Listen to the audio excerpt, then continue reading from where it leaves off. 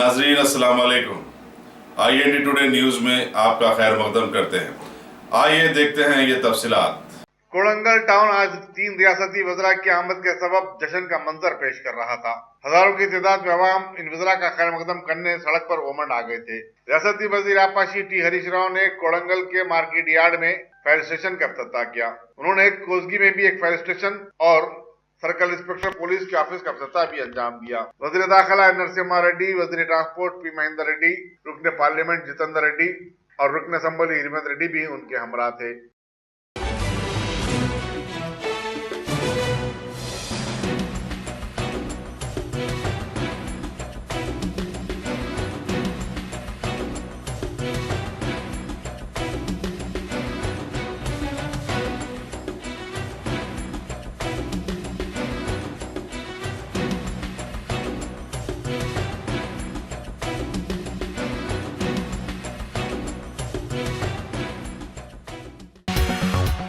अगर आपने हमारे चैनल को सब्सक्राइब नहीं किया है तो आपको यहाँ सब्सक्राइब बटन दिख रहा है, उसे क्लिक करिए और सब्सक्राइब कीजिए और साथ ही साथ बेल आइकॉन को भी क्लिक करिएगा जिससे कि आपको ताज़ा अपडेट मिलते रहे।